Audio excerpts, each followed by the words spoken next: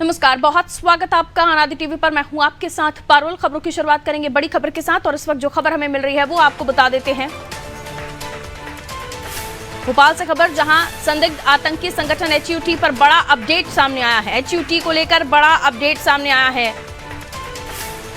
हिजबुल तहरीर, जिसको लेकर बड़ा अपडेट सामने आया है। आपको बता दें, इस पूरे मामले में जो अपडेट है उसके मुताबिक संदिग्ध आतंकी संगठन हिजबुल तहरीर ने संदिग्ध आतंकियों को लेकर बड़ा खुलासा इनसे हुआ है। आत्मघाती दस्ता बनाने की फिराक में संदिग्ध आतंकी थे। ATS की पूछताछ में संदिग्ध आतंकियों का कबूलनामा, 14 संदिग्ध आतंकियों की पत्नियां भी इनमें शामिल हैं।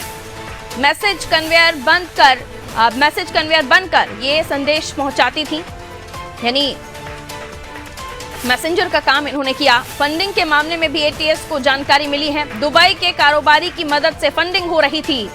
ट्रेनों में फर्स्ट AC में सफर करते थे। महंगे लैपटॉप और गैजेट भी ये इस्तेमाल करते थे जो बरामद हुए हैं। हिजबुल तहरीर से जुड़े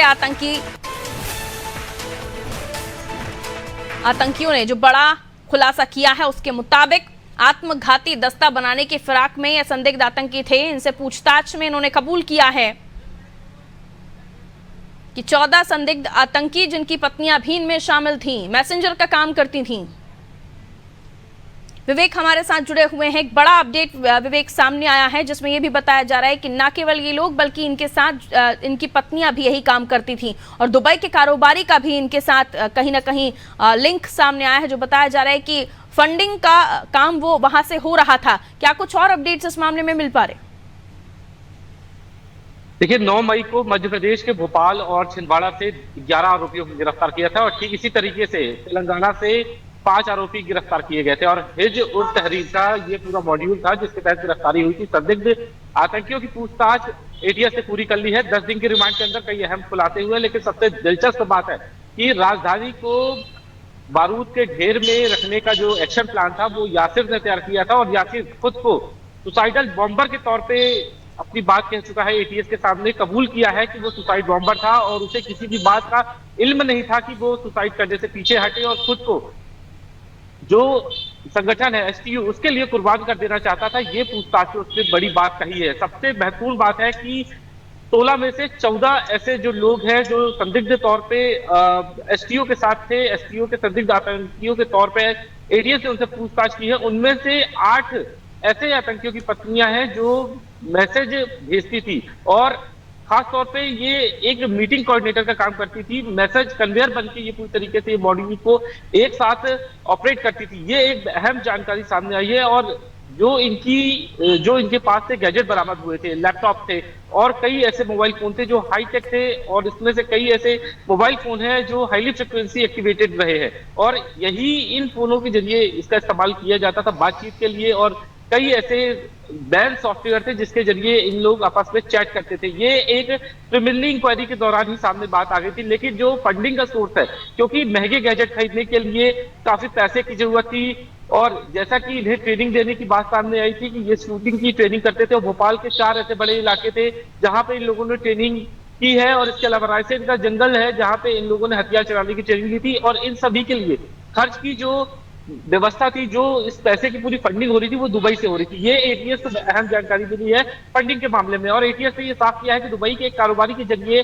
मध्य प्रदेश में ही इन 11 आतंकियों को पैसे मिलते थे और इनकी जो पैसे की डिमांड होती थी और इस पैसे की डिमांड के बाद वो इस मॉड्यूल को मध्य प्रदेश में इम्प्लीमेंट करने की कोशिश कर रहे थे और ATS अभी इस बात की पड़ताल कर रही है कि आखिर ये 16 लोग जो पूरा STU का ग्रुप था, इसमें कई ऐसे जो लोग हैं जो युवाओं को ब्रेन वॉश करते थे। क्योंकि कल एक वीडियो सामने आया था जिसमें सौरभ